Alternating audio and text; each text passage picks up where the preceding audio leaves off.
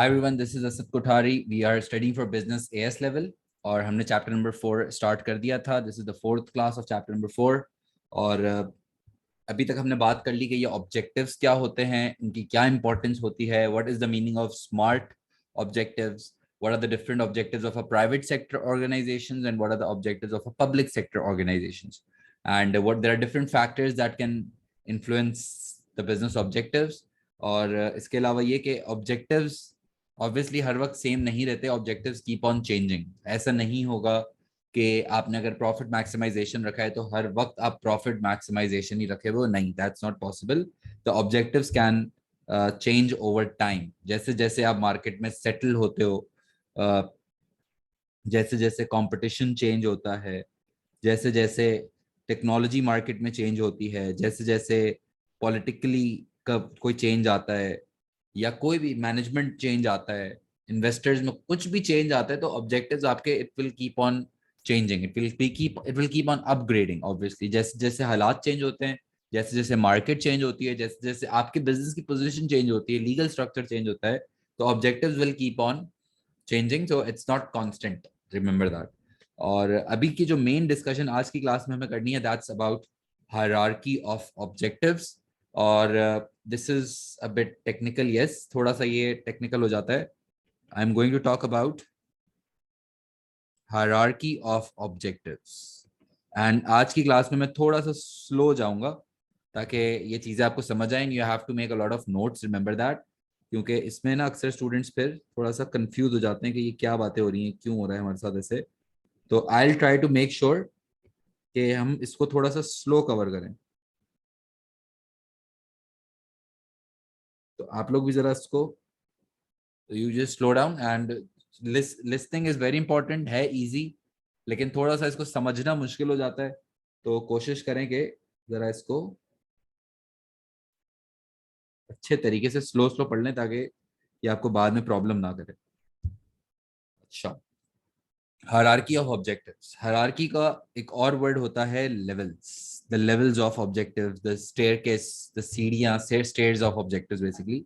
और जो सबसे टॉप जो सबसे टॉप लेवल होता है ना, इस टॉप लेवल को कहते हैं, इसको कहते हैं बिजनेस एम्स, या इसको हम कहते हैं vision statement of an organization. Vision statement. Vision is the long term goals. These are the long term goals of an organization कि वो अपने आप को 15-20 साल में कहाँ देख रही है, या फ्यूचर में अपनी ऑर्गेनाइजेशन को हम कहाँ देखते हैं, उसको कहते हैं business aims. These are the long term goals where an organisation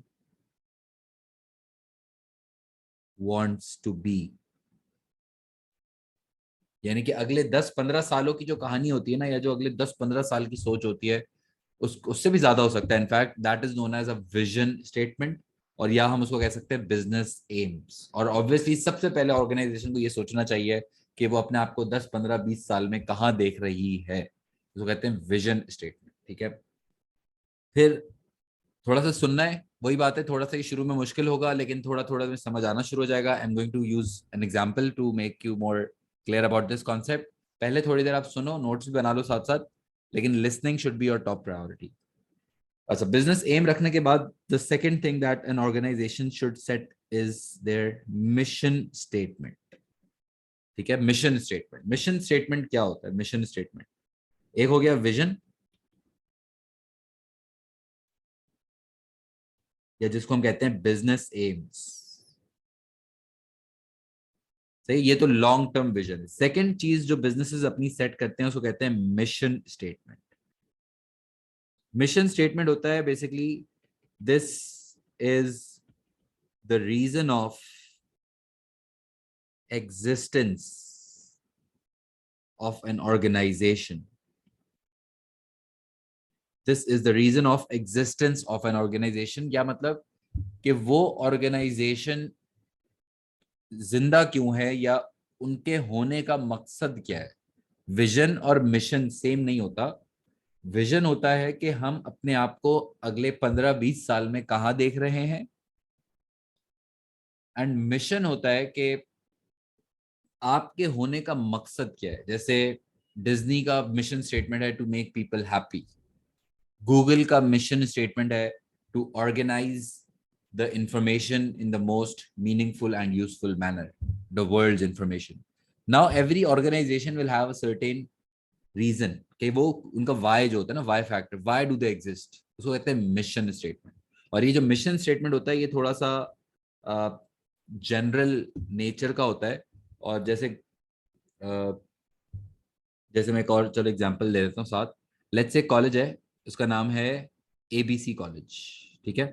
कोई रैंडम कॉलेज है, और रैंडम कॉलेज है इनका, और ये पढ़ाते हैं ए लेवल्स, ठीक है।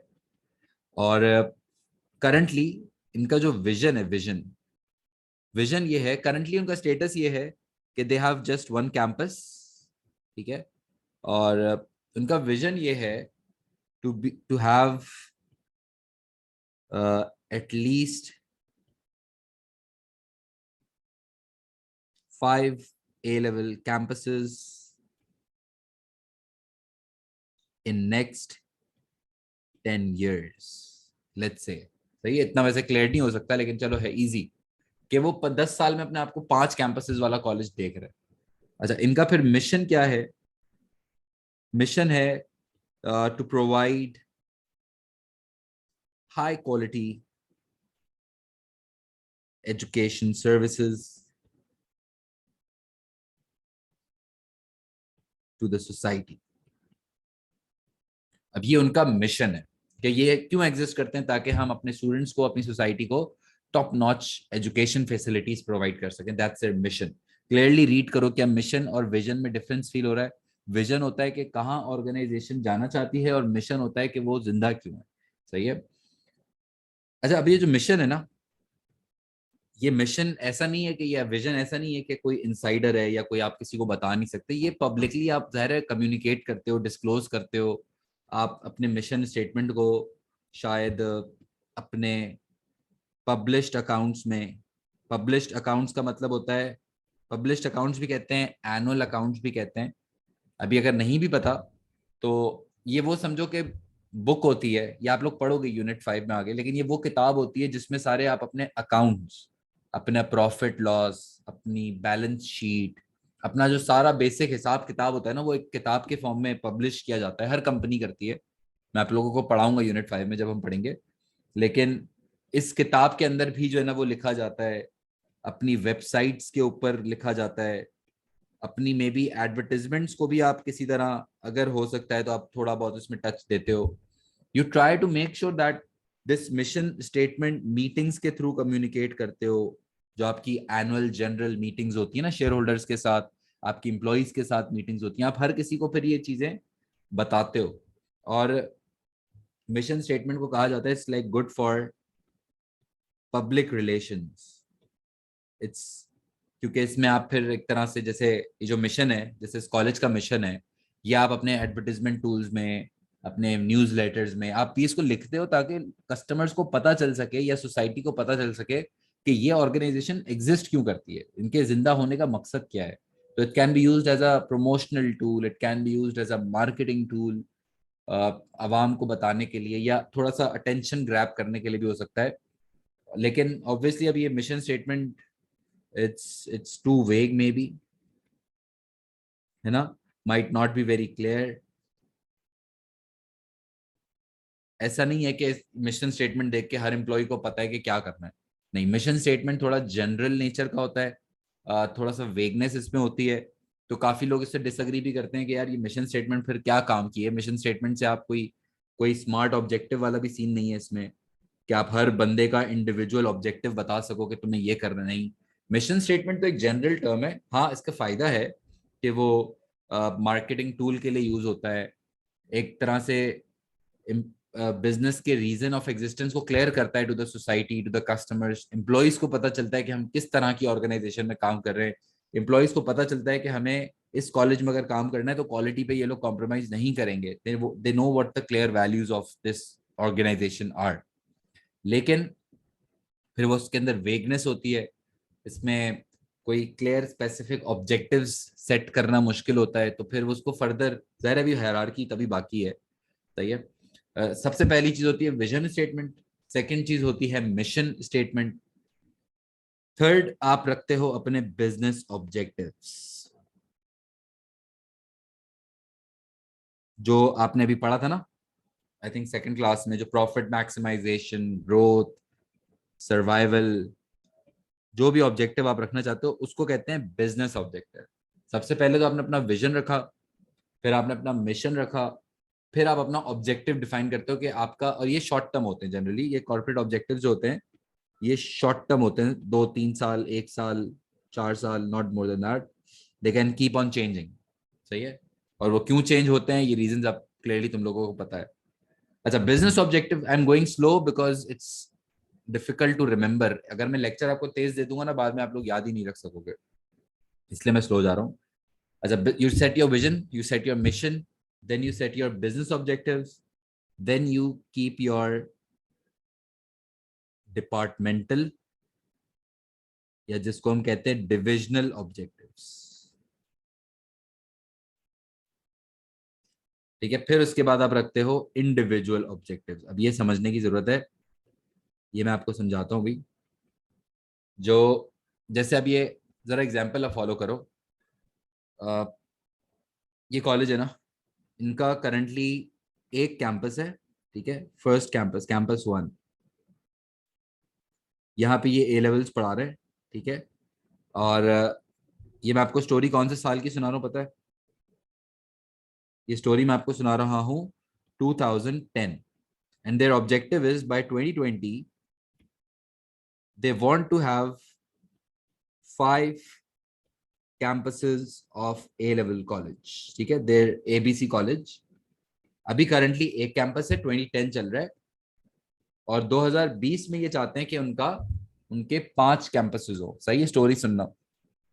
उनका विजन ये है कि यार एटलीस्ट 5 कैंपसेस चाहिए, और मिशन ये है कि उनको क्वालिटी ऑफ एजुकेशन पे कॉम्प्रोमाइज नहीं करना है।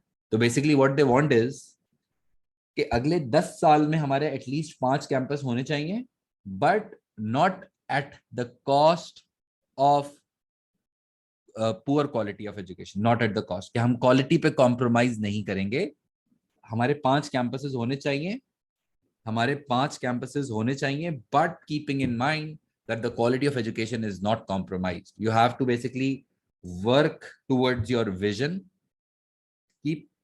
keeping in mind what your mission is. You have to stick to your mission and then achieve your vision. That's how you work. अब ये होगा कैसे? अभी तो करंटली एक कैंपस है। अब करंटली जो एक कैंपस है उसमें भी बहुत सारा स्टाफ है और बहुत सारे लोग काम कर रहे हैं। और आपको ये शायद बात पता है, मैंने पहले भी बताई थी कि 4 डिपार्टमेंट्स होते हैं। 4 डिपार्टमेंट्स याद है ना?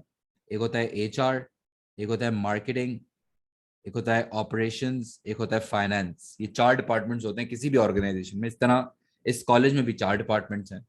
HR डिपार्टमेंट क्या करता है? एम्प्लॉयज से रिलेटेड डील करता है। मार्केटिंग जो है वो जो स्टूडेंट से रिलेटेड प्रॉब्लम्स हैं वो सारी बातें करता है।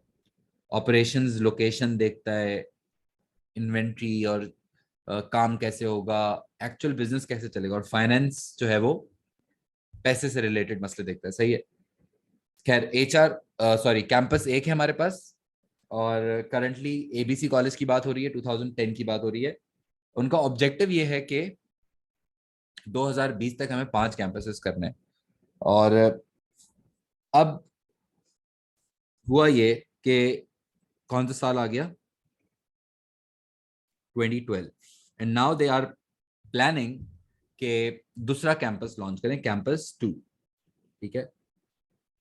अब कैंपस 2 लॉन्च कर रहे हैं, क्यों कर रहे हैं? क्योंकि 2020 तक हमें 5 कैंपस तक जाना है ना। तो अभी एक पहला 2012 जब आया है, तो अब हमने कदम लेने का, फैसला लेने का सोचा है कि भाई चलो, we need to do this ना। अच्छा, अब इस कैंपस 2 के लिए एक प्लान बनेगा जिसको कहते हैं, जो आपने पहले पढ़ा था, बिजनेस प्लान। जरूरी नहीं है, लेकिन आइडियली कैंपस 2 के लिए बनेगा बिजनेस प्लान। और बिजनेस प्लान के अंदर क्या क्या चीजें होती हैं अगर याद हो?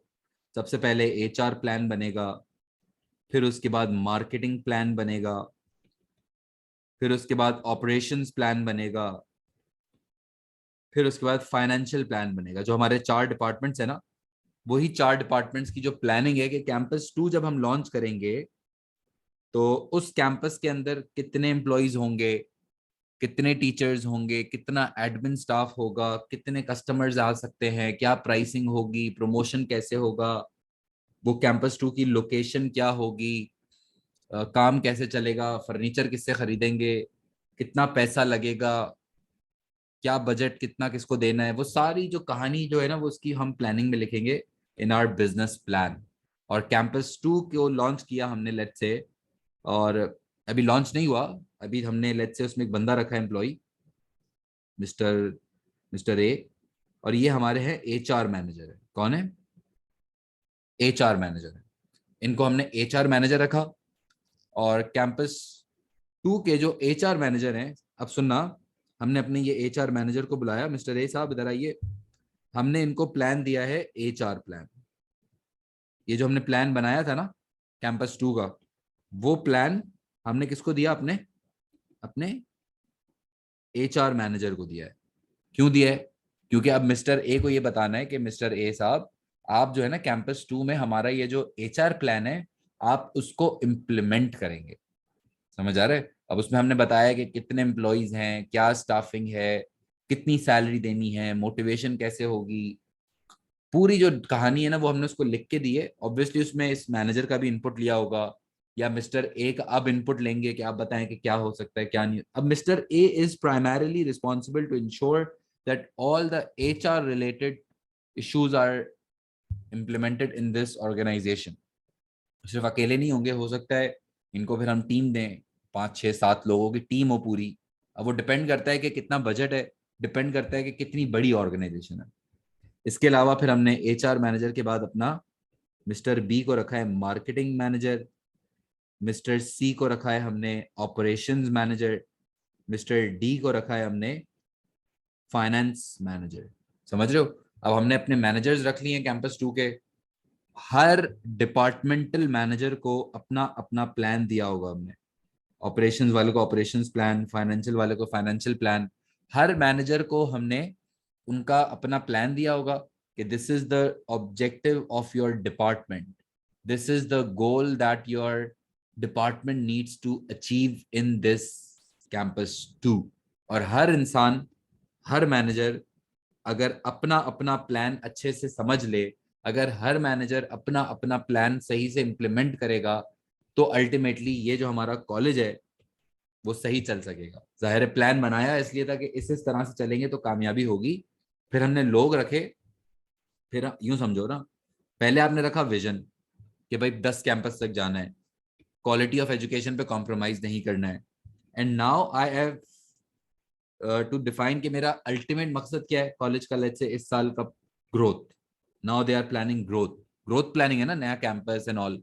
क्यों ग्रोथ प्लानिंग है? क्योंकि विजन उस तरह का है। फिर उसके बाद डिपार्टमेंट, डिपार्टमेंटल क्या हो रहा है? HR objectives, marketing objectives. हर डिपार्टमेंट या हर डिवीजन के आप ऑब्जेक्टिव्स रखते हो। समझ रहे हो? और अब क्या होगा, अब सुनना। एचआर मैनेजर को हमने दिया ये वाला एचआर का डॉक्यूमेंट प्लान।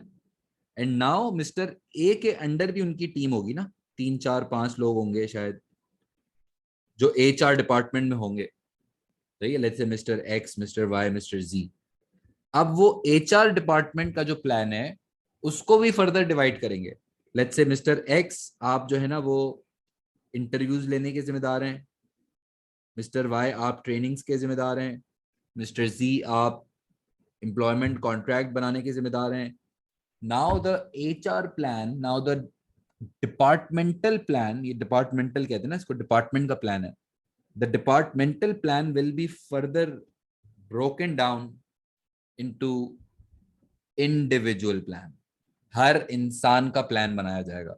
यानी कि देखो कहां से शुरू हुआ था, विजन रखा था, मिशन सेट किया, आपका बिजनेस ऑब्जेक्टिव ग्रोथ है। फिर उसके बाद आपने डिपार्टमेंट्स को ऑब्जेक्टिव बताए। अब हर डिपार्टमेंटल मैनेजर को फिर हमने जो टीम असाइन की हुई होगी या जो लोग असाइन किए होंगे, वो डिपार्टमेंटल मैनेजर फिर उसको फर्दर डिवाइड करेगा। समझ रहे हो? इसको कहते हैं इंडिविजुअल ऑब्जेक्टिव्स। टेक्निक, अब समझना, ये बात बहुत इंपॉर्टेंट बात करने लगा हूं कि अगर हर इंसान यूं समझो कि अगर एक्स वाई जी अपना काम सही से करता है तो अल्टीमेटली जो डिपार्टमेंट है वो सही से काम करता है। अगर एचआर का बंदा सही से काम करे, इस तरह मार्केटिंग का बंदा सही से काम करे, ऑपरेशंस का बंदा सही से काम करे, फाइनेंस का बंदा सही से काम करे, if everyone is doing the right thing, then ultimately that campus, that college is doing the right thing, and this is how you make your campus successful। यानी कि आपने अपने ऑब्जेक्टिव्स के इतने पीसेस कर दिए कि हर इंसान को अब पता है कि मुझे क्या करना है। आप हर पूरे ऑब्जेक्टिव्स को डिवाइड करते हो। सबसे पहले विजन रखते हो, उसके बाद आप मिशन सेट करते हो, उसके बाद आप अपना बिजनेस ऑब्जेक्टिव सेट करते हो, ग्रोथ, प्रॉफिट मैक्सिमाइजेशन, जो कुछ भी हो सकता है। फिर आप डिपार्टमेंट का ऑब्जेक्टिव सेट करते हो, और फिर आप इंडिविजुअल्स के ऑब्जेक्टिव सेट करते हो। Ultimately every individual is clear कि उनको क्या करना है उस बिजनेस के अंदर।